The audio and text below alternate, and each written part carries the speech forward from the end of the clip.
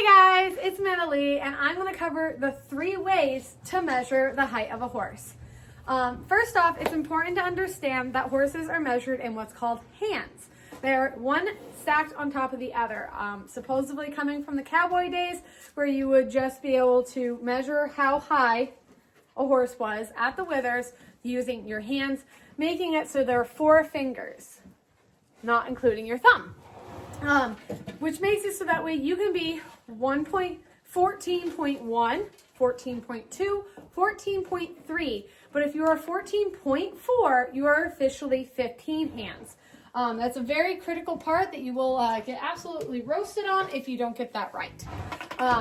So that would be like here, 14, 1, 2, 3, 15. So we've got Roxanne here, and this is the easiest piece of equipment to measure a horse. But as you can hear, it's probably the horse's least favorite. I'm not sure what it is about this stick that you have to usually desensitize them to and get them bomb-proof to hang out with this stick, which is so peculiar because if I was to step off for a second and show you guys, she's not nervous about me sweeping with a broom. Whoop, doesn't bother her, but for some odd reason, the measuring tool does.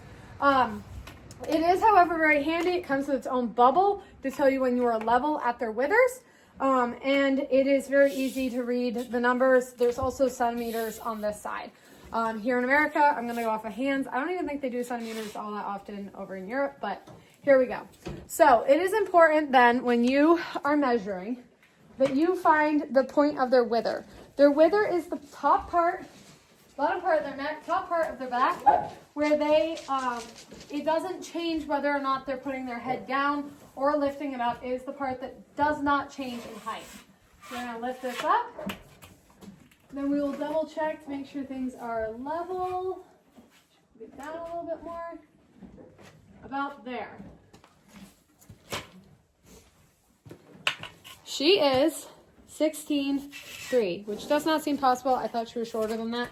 But that's why it is very interesting to always have kind of keeping measurements of horses. So you're about 17 hands. She is 2-year-old, so she's got a little bit more growing to do. But she is getting there in her full stage, which is pretty level with her mom.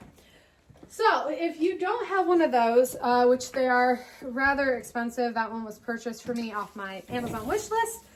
You can always contact Purina. Purina is amazing at their feed program, and they are oftentimes ready to help you out with getting weight tapes to decide if your animal is losing or gaining weight. Another thing I should have said is you got to make sure your horse is standing square and it's on flat ground. Now this one's a little different. It says put your foot here on this line, and it's a little bit harder to go over whether or not you are level with the horse. This one you end up having to kind of just guess where you're at. However, it again is about 16.3. You are a lot taller than I thought you were. I thought you were about 16, so just 3 inches taller. The last way that you can measure is, of course, just a good old measuring tape. Now, the only problem with this is that when you go to measure, you'll end up getting that she's about 67 or 68 inches tall, and you'll have to do the math dividing by 4. And then from there, figure out how many inches that is going to end up being 3 over going into 4, 75. And then you'll have that be 0.3 instead of in inches. So there are multiple ways that you can get a horse measured, but definitely gonna say that the stick works the easiest, the tape works the second, and measuring is the third. However, if your horse is spooky over the stick, there are other ways to getting it done. So thank you, Roxanne, and thank you for everybody watching and following with the videos. We'll have to see in a couple months if Roxanne grows at all and hits that 17 or 17.1. Good girl. Have a great day.